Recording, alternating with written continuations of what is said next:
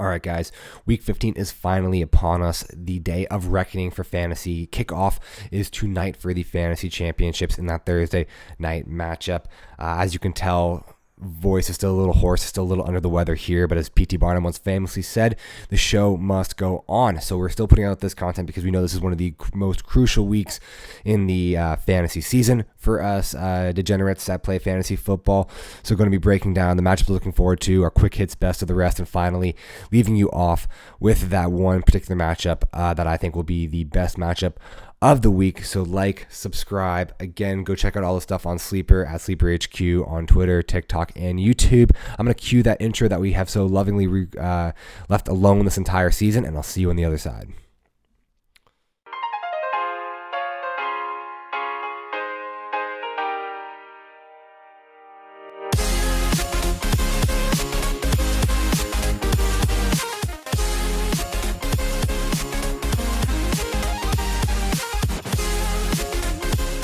Welcome into TwinTakes Fantasy Football. Now with just a little bit less gusto. Again, voice cannot produce the normal vocal range that you are used to on this channel, so I'll try to sound as normal as possible. Got a cup of tea right here, going to try to keep it rolling, but again, we could not disappoint you guys as this is one of the biggest weeks for fantasy football. It's going to be very interesting as we break down a lot of these matchups. This is apparently one of the lowest scoring weeks in NFL history, according to Vegas, or at least in recent memory. The over-unders on Vegas are quite putrid, to say the least. So again, without further ado, we got to scrape the bottom of the barrel. We got to make those right start to decisions, and we'll start off with tonight, a very, very big game where the 49ers are visiting the Seahawks, and San Francisco is currently favored by 3.5 points. Over-under is a measly 43.5 points, which means San Francisco is currently projected for 23 points, and Seattle is projected with 19.5 points. And okay, there might be a tiny bit of bias in highlighting this matchup, as this is the first matchup of the fantasy football playoffs. Very, very big game for us as we look to get the championship runs here started off on the right foot, and a lot of moving pieces in this game to break down as well. And obviously, the biggest question for tonight's game is going to be the health of Seattle Seahawks rookie running back Kenneth Walker, who has been an absolute tour de force when it comes to fantasy football in recent weeks after his midseason breakout. He was ruled out of last week's contest fairly early, so with that ankle jam. And again, I don't know truly how impactful that would be. We never really got any clarification of what the ankle jam was from Pete Carroll. He said it's not a high ankle sprain, and we'll treat it as any other ankle sprain, but they just jammed it. Word on the street is that he is going to start tonight. He is going to be active for the game, but I would, even if he is active, even though he has been dominant from the running back position, I would avoid him at all costs, whether it's him, whether it's Travis Homer, whether it's DJ Dallas. I don't want to really touch any of these guys. This is a number one rushing defense in the 49ers, and even if he's healthy, he's still coming back from injury, and I don't want to take that risk against one of the best running defenses in the NFL. I would just stick to the passing game. We could saw that it worked last week even without Kenneth Walker. Geno is still the number 7 QB on the year for fantasy, and both DK Metcalf and Tyler Lockett are top 15 wide receivers for fantasy. They are must-starts week in and week out. But on the other side of the ball for the 49ers, this is a very straightforward decision when it comes to the run game. You have Christian McCaffrey. He's a top 3 back in the league, and this is a Seattle Seahawks defense that is 30th against running backs and fantasy points given up to that position. That's why they are so frequently mocked to Jalen Carter as a run-stopping force, because they really cannot stop the run against any team this year. So, yeah. Currently, the ceiling for CMC looks like the Sistine Chapel, if we're being honest. He could be having a 35 to 40 point game. Congratulations to all you CMC managers. The passing game is where I get a little iffy on this 49ers offense. Brock Purdy looked competent last week. However, I am a proponent of the Brock Purdy is a benefactor of the Kyle Shanahan offense, not that he's completely running it or being the important cog to turn this Kyle Shanahan offense. He's just, that next guy up that helps facilitate the offensive weapons around him. Again, he only completed 16 passes last week, so even with Deebo Samuel out with a high ankle sprain, the 49ers pass catchers take a downgrade because that's just such a small offensive pie that you're trying to get a chunk of. So must-starts, obviously, Tyler Lockett, Geno Smith, and DK Metcalf, Christian McCaffrey, and even with that downgrade to the pass-catching options, I will say Brandon Ayuk is a must-start. I mean, he's going to be the dominant pass catching option. He's going to see at least 5 targets. He's going to have at least 2 deep shots drawn up with him by Kyle Shanahan. So I think he actually can make it work, and I would be starting him as like a low-end wide receiver 2 this week. You're probably going to start Brock Purdy just with how many injuries there are to quarterbacks around the league. You're probably going to start George Kittle. Again, I'll break this down more so on Sleeper, but I don't like his opportunity in this game. And Noah Fant. Desperation, start Jordan Mason and Kenneth Walker. Again, not a fan of Kenneth Walker's outlook when he's coming back with that ankle injury against the best running defense in the league. And obviously Jordan Mason, if you really need a desperation, like deep start, Jordan Mason should get plenty of work as Kyle Shanahan's going to run it down the throat. And we saw that before Elijah Mitchell was injured, that he did split carries pretty evenly with Christian McCaffrey. So moving on to our second game, and I hope my voice is not annoying you guys at this point. But I still just want to get this content out there. Second game, Dolphins at Bills, where Buffalo's currently favored by 7.5 points. Over/under sitting at 42 points. So amazing. Buffalo is currently projected for 25 points, and Miami is currently projected for 18 points. That's very, very low. I think it's the lowest Miami projected point total all year. And this is a game that was quite exciting when they first met up many, many moons ago earlier this season, and it was a Dolphins team that got the best of the Bills. After this game, Tua and the Dolphins were crowned the kings of the AFC. Mike McDaniels was this offensive genius that couldn't be stopped. Just 2 juggernauts. No one knew how to really comprehend how dynamic the offenses were, but there has been a change in the winds of fortune for this Dolphins team. They have been on a 2-game skid over the past 2 contests, and that has been accompanied by their worst 2 offensive performances over a 2-game stretch this season.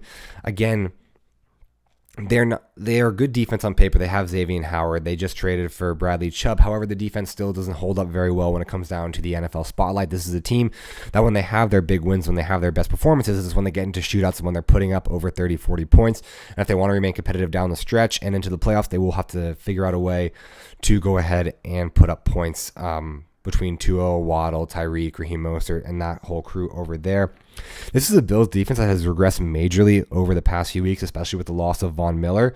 So again, this is a defense that they can take advantage of, and the Dolphins, if they want to win, they will have to look for ways to exploit this Bills defense. Again, a very crucial game. If they lose this game, they'll most likely be a wild card. If they want the playoffs to run through Miami, they do have to win this game in order to make up ground on the Bills as far as winning the AFC East. But you can't talk about this game without talking about every fantasy player's favorite factor when it comes to fantasy football, which is the weather. The forecast in Buffalo this Saturday is 34 degrees with 17-mile-per-hour winds and 3 to 4 inches of snow, and this is a nightmare for 2 teams who are very reliant on the passing game. I mean, you have Waddle and Tyreek generating the most offense for the Dolphins, and Stephon Diggs, Gabe Davis, Isaiah McKenzie, Dawson Knox, just Diggsy and crew over there in Buffalo, really working the pass game as their primary offensive option there. I honestly think that because of this, the way the weather aligns for this game up there in upstate New York, you can probably sit many of the pass catchers in this game. I'm personally struggling with sitting with Jalen Waddle. He's had a very, very bad stretch over the past 4 games with his highest fantasy finish being wide receiver 29. I don't think this is a contest that really favors his strengths. So I don't know. I might have to sit him. That's a decision I'm really struggling with. But also look at guys like Gabe Davis. Gabe Davis is a boomer bust prospect, 6'2", 250-pound wide receiver. Again, not a weather environment that suits his down the field passing ability. When he has had those wide receiver 1 finishes, it's when he gets those long bomb touchdowns. So I think he's going to find utilization more as a downfield blocker instead of a pass catcher. This is the Dolphins defense that's 20th in points given to the running back position and 27th in points given up to the tight end position. So this is a game script that very, very much screams run with Singletary, run with Connor, short pass underneath to Dawson Knox, and just kind of chip away and hold time of possession. So I think both Ken Dorsey and Mike McDaniels are going to have to find ways to get their RBs heavily involved. Mostert, Devin Singletary, I think, find their way in this week as RB2s. And maybe even Tyreek and Waddle are get more involved in the run game, taking handoffs out of the backfield. But honestly, all passing options should be downgraded. And I mean, we highlighted at the beginning of this section 42 points is currently the over-under, and that's not a reflection of the offensive talent of either of these two teams. It's really a reflection of what the weather situation is like up there in Buffalo. So let's talk our must-starts. Josh Allen, obviously, Devin Singletary, Stephon Diggs, Tyreek Hill, Tua Tagovailoa, and Raheem Mostert find their way into the must-start section for me.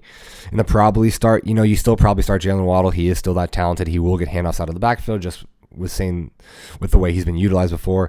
Dawson Knox and James Cook.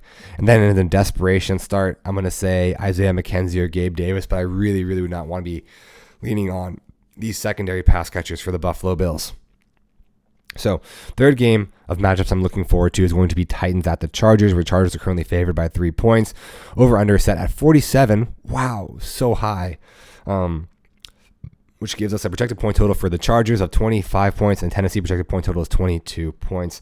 And so, yeah, a lot of low-scoring games this week. Then this is a tale of two teams that are complete opposite trajectories right now. Chargers got much healthier in the past couple weeks, and we saw them put on a complete offensive masterclass versus the Dolphins last week with both Mike Williams and Keenan Allen back in the lineup and fully healthy. They both had tremendous games. Keenan with 15 points, Mike Williams with that touchdown and 20 fantasy points. And the Titans are on a 3-game skid and coming off back-to-back blowouts 2 weeks ago by the Eagles and last week at the hands of Trevor Lawrence and the Jacksonville Jaguars. It certainly doesn't help that their first-round pick, Treylon Burks, is sidelined with a concussion protocol. I think this is the second concussion of the year, so it's going to take a while before we see him back in the lineup. And for Titans fans, honestly, this feels terrifying because you've given up 300 passing yards in back-to-back weeks, and you are facing the Los Angeles Chargers, who have Justin Herbert, Mike Williams, Keenan Allen, and Joshua Palmer, not to mention Gerald Everett, and Darnold Parham is coming back this week as well.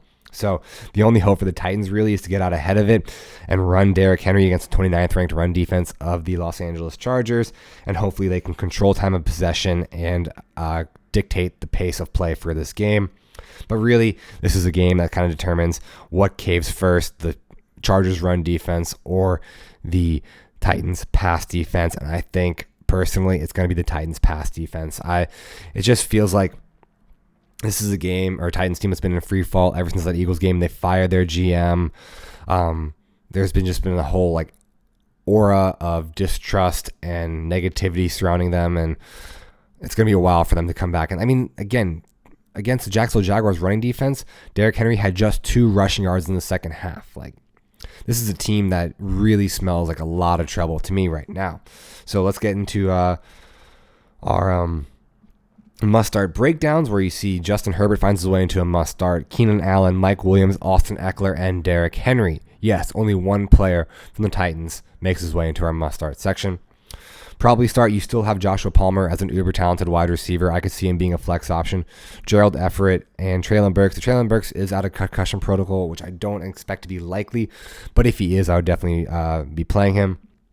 And in desperation, you can probably start Ryan Tannehill with how many quarterback injuries we've sustained over the course of the year. And Nick Westbrook-Akine. Especially if Treylon Burks is out, he's going to be their dominant wide receiver. I think he's had a lot of production to facilitate and give you confidence utilizing him for fantasy. So those are the matchups that I've been looking forward to this weekend. So let's get into our quick hits, best of the rest, just highlight a lot from the other matchups. First one, Colts at Vikings. Minnesota is favored by 4 points and should be a high-scoring game given the mediocre condition of both of these defenses. A must-show-up game for Dalvin Cook, as he has been on a no-show in games ever since his 80-yard rush TD against the Bills. And frankly, he was going to be a no-show for that game without that 80-yard rush touchdown. That's one play that saved his entire fantasy performance. But he's been really, really disappointing. So I'm looking for him to really show out against this Colts defense, really lean into him and kind of reward fantasy managers who have stuck by him all year. Technical difficulties, and we are back. Going to pick up with the Colts and Vikings, you just start the wide receiver 1 and the running back 1. You don't try to find any depth pieces in this matchup. Jefferson, Cook, Taylor, Pittman, get out of there. You don't want to mess around with that, especially in how crucial Week 15 is. Game number 2, Ravens at Browns, where the Browns are favored by 2.5 points. Is J.K. Dobbins time, baby. He has scored double-digit fantasy points every single time he gets 10-plus opportunities, and that seems almost guaranteed in this game against the 30th ranked run defense of the Cleveland Browns. IDK has to do with Mark Andrews at this point. Lamar has been ruled out. Tyler Huntley probably isn't going to play. I mean, the passing attack is severely decreased as they go with their third starting option at the quarterback position. So, honestly, I would be pivoting to like a Greg Dulcich, personally, over Mark Andrews this week. And I'm also going to downgrade Nick Chubb, as this has been a pretty stout run defense for the Ravens with the addition of Roquan Smith. I'm going to flex Cooper, Amari Cooper, that is. Ravens are vulnerable to the pass. That's where we've seen a lot of teams make their hay on them. Good run defense, pretty poor pass defense. We've seen regression by Marlon Humphrey and Marcus Peters. Kyle Hamilton still dealing with rookie struggles. And Deshaun Watson, he's getting slightly better. Knocked off the rust last week. 276 pass yards, threw for a touchdown as well. And obviously, you have to start David Njoku. He's currently the tight end 5 in points per game amongst active tight ends. So yeah, definitely start David Njoku there. Next game, Eagles at Bears, or Philadelphia is currently favored by 9 points. Currently, Fields is day-to-day with an illness, kind of similar to me, but I think he will be active for this game. So let's see what Fields can do. Can he put up real dynamic numbers in his first real test against a juggernaut team that seems to be just steamrolling every single opponent that's in their way? Can Fields bring some magic? And obviously, even against this number 1 ranked defense of the Philadelphia Eagles, I'm still playing Justin Fields. I mean, he's that talented. You got to stay in the flames with him. And I would play him in Montgomery, but I would be very wary of any Bears pass catchers. You still have Slay and Bradbury lining up on the opposite side there. And with Darnell Mooney out, I don't trust Chase Claypool or Cole Kmet. And for the Eagles, you don't even me to tell you what to do. You got the big 4. You got Vonta. You got AJ. You got Miles Sanders, and you got Jalen Hurts. Play them. They're all going to have fantastic games. I guarantee it. Next game, Falcons at Saints. And the only really thing that I care about here is what is Desmond Ridder like? Can he compete at the NFL level? It's been a while. We've been waiting to see if Desmond Ridder is going to start a game for the Falcons, but this is his time to shine. It's time to prove if he can actually sustain a passing attack more than Mariota was. Can he be their long-term answer at the quarterback position? Or are they going to have to return to the draft and draft another quarterback if they finish in the top 10 or so next year? Just what does he look like on the NFL field? How does he facilitate an NFL offense? What's the NFL trajectory going to look like for Desmond Ridder? Very, very interesting in this game. However, makes me very, very concerned with a rookie facilitating the offense that I'm starting basically every single Falcons asset. On the other side, I would say this is a bounce back game for Kamara, but if your leagues are anything like the ones I'm in, any manager that had Kamara, they probably missed the playoffs. So sorry, guys. Lions at Jets, where they currently are a pick'em. It's a pick'em game. Line is even, and a very loose interpretation of unstoppable force, immovable object. This Jets defense may have all it can handle against this dynamic Lions offense. So, defense has been good. Sauce Gardner's been good. Quinnen Williams has been good. All these guys have just been ball hawks all over the Jets defense. But this is also a Lions offense that's top 5 in scoring propensity. I'm finally making a decision to bench Jamal Williams given his limited utilization last week despite scoring 30 points as a team. But you just have to stay in the flames with like a lot of the guys that have been playing well. Amon-Ra St. Brown, you're definitely not benching him. He's going to find at least 10 targets this game. I guarantee he'll have at least 10 targets. DeAndre Swift should actually have a pretty good game. He'll get involved in both the running game and the passing game. And DJ Chark is always just a good dart throw. We've seen Jared Goff be more willing to throw the deep ball. And DJ Chark actually has been fairly productive for fantasy. On the other side, Mike White is not a bad option as a streaming quarterback. You just copy and paste what the Vikings did last week from the Vikings to the Jets. Sorry. So yeah, you saw QB play out really well last week in Kirk Cousins, and you saw 2 wide receivers play out really, really well for fantasy. So yeah, I'm going to go with White, Moore, and Garrett Wilson. I am going to lean away from the running backs. We're going to see Michael Carter get more involved in this running back by committee. So I don't think between the running defense and the limited utilization of both Zonovan Knight and Michael Carter, I don't know if I can really trust either of them to have a fantasy relevant game. So yeah, Mike White, Garrett Wilson, and Elijah Moore are the guys that I'm looking to start from this game. Next one, biggest lopsided game of the week is Chiefs at Texans, with the Chiefs favored by minus 14 points. A game that's going to be beyond frustrating, frankly. With Dameon Pierce out for the Texans, The only Texans asset I'm really going to touch is whoever their number one wide receiver is. Like, if Nico Collins plays, I'll be happy playing Nico Collins. But if Nico Collins is out, then maybe I flex Chris Moore. The production has to go somewhere. And for the Chiefs, I mean, Mahomes is a smash play, but outside of that, like, what else can you do? It's a roulette wheel of who gets the production each and every week. And Travis Kelce even hasn't been that good for fantasy over the past few weeks. Obviously, you can't not play Travis Kelce, but I mean, last week it was Jerick McKinnon. The week before, MVS got really involved. I mean, they just get different people involved each and every week, and it's so hard to project who's going to get the touchdowns, who's going to get involved. If they're going to run the ball more, they're going to pass the ball more. Isaiah Pacheco, obviously, against this Texas run defense. Juju is the wide receiver 1, so he is a flex as well. But again, one of these guys, whether you're starting Kelce, Pacheco, or Juju, one of those managers is going to be super frustrated by the end of this game. Next game, Patriots at Raiders. New England's currently favored by a point. And I'm going to monitor the health of Ramondre Stevenson very closely heading into the weekend because it was very heartbreaking as many fantasy owners, including myself. I'm not a fantasy owner, but I mean, I talk about fantasy. And I mean, he was viewed in my eyes as a league winner. And the Raiders are a smash matchup for the running back position. But again, we saw him leave the game early with that ankle injury. And you know, his status for the rest of the season is up in the air. Bill Belichick is the master of being completely obscure and vague with information, so it could be anywhere from 1 to 4 weeks. We don't even know what type of ankle sprain it is, so I just want to see what happens with myself. I just want to see what happens. And personally, myself, I'm not going to be starting any running back. It could be Kevin Harris. It could be Damian Harris coming back. It could be Pierre Strong. So just monitoring the game from that aspect. Again, without Ramondre Stevenson, as we've mentioned many times, he was the only fantasy relevant asset. And with him out, I don't think that changes. I don't think I want to try to deep dive for any other fantasy assets on the Patriots team.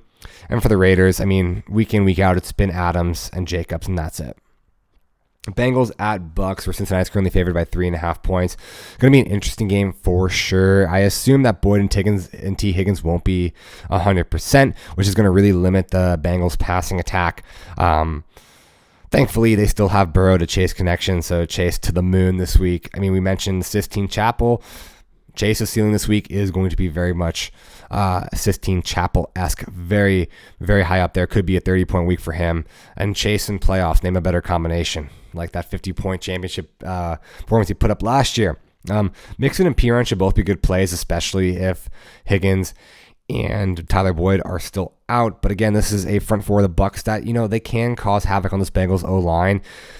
They were destroyed last week by the 49ers, but, you know, that's O-line for the 49ers is much, much better than what the Bengals are putting out there each and every week.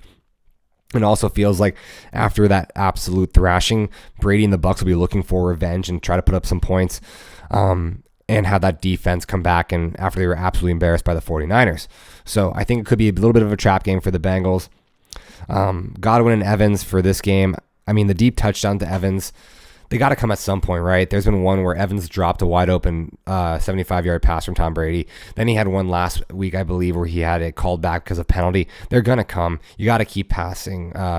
You got to keep passing deep in order to get involved in these games. The running attack is nothing like has it been in recent weeks or in recent years. So you got to start Evans and Godwin this game. They are good flex options because of that. So next game we're going to talk about is Giants at the Commanders, where Washington is favored by 4.5 points. Time for a rematch of that famous tie game a few weeks back. Maybe they'll tie again. Who knows?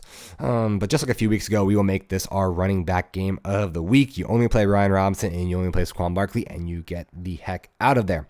All right, I'm just kidding. I'm going to add a bit more modicum of analysis to this game. And so, like, yes, obviously, with Taylor Heineke at quarterback, Terry McLaurin is a great start, and he is going to be a guy that will go up, catch 50-50 balls. He's going to see a lot of targets. Maybe targets are not even meant for him, but he'll go up and get them anyway because Taylor Heineke just loves to throw the ball up to random points of the field. Jahan Dotson is a deep flex play for me. I wouldn't be actively looking to start him, but, you know, he is super talented. He is getting healthier, and I do like what he brings to the field. with his skill set. So I would be definitely playing Jahan Dotson over Curtis Samuel. And for the Giants, the only other direction I look is Richie James. Saquon's health continues to be in jeopardy with that spinal contusion in his neck. So we saw Richie James get more involved as they try to get a little bit more of that workload off of Saquon Barkley. So if Saquon is still limited, still dealing with that neck injury, still even if he potentially could be out for this game, Richie James would be the wide receiver I, would pivot to on the other side of the Giants offense. Oh, my voice sounds really great right now. Stay with me, guys. We're almost done. Rams at Packers. Green Bay is currently favored by 7 points, and this is not the week to buy into the Baker Mayfield and La La Land hype. Cool. It was one game. It was a fun game, but there's so many bad things to take away from that game as well. Like, great, that 2-minute drive, perfect. Baker was humble. Love to see that. But there's also a ton of things that weren't good in that offense. And also, that was against a Raiders defense that was absolutely abysmal. This Packers defense is way, way better. Put way more stock in this Packers team that seems to be a bit better on the offensive side as of late. So you're not going to see them put up 16 points by the time the end of the fourth quarter rolls around. Aaron Jones should be back to full health and is going to tear up this Rams defense that is currently very vulnerable with an Aaron Donald-sized hole in the middle of that front four. And you can also pencil Christian Watson in for 2 touchdowns at some point throughout this game. The Packers defense is just way better than the Raiders, so I'm not going to it's not the time to take a risk on Van Jefferson, Ben Skoranek, Tutul Atwell dart throw. And just like last week, I will say, the Packers are still 27th in run defense, so I will take a desperation flex play on Cam Akers just because he will get that sort of utilization. But again, a game that I don't want to be stressing about on Monday night. You play your studs, you play your big guys, and you get out of there. So with that being said, that's going to wrap up our quick hits, best of the rest section, and let's gonna fast forward to our matchup of the week, the biggest one, and I'm sure you guys have guessed it, so let's cue it. Ladies and gentlemen, let's get ready to rumble! All right, matchup of the week, Cowboys at Jacksonville Jaguars, where Dallas is currently favored by 4.5 points. Over-under is set at 47.5. Again, just astronomical over-unders here from Vegas this week. Dallas is projected for 26 points, and Jacksonville is projected for 21.5 points. And this is not the cakewalk that Dallas might have thought this game was a few weeks ago, huh?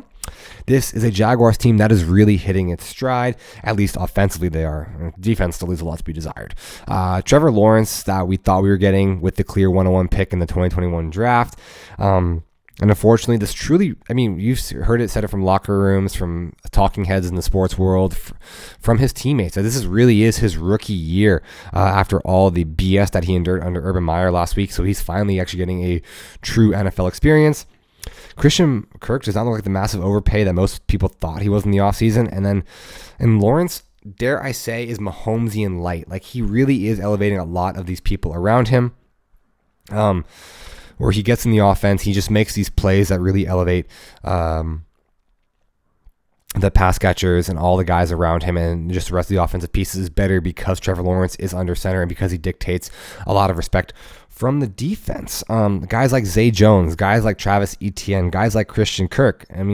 They're seeing like a lot less overpays because of what Trevor Lawrence can do to them. This is a stout Cowboys defense led by Micah Parsons, who is bar none the best defensive player in the league. I'm not a Cowboys fan, but Micah Parsons truly is special as a defensive player.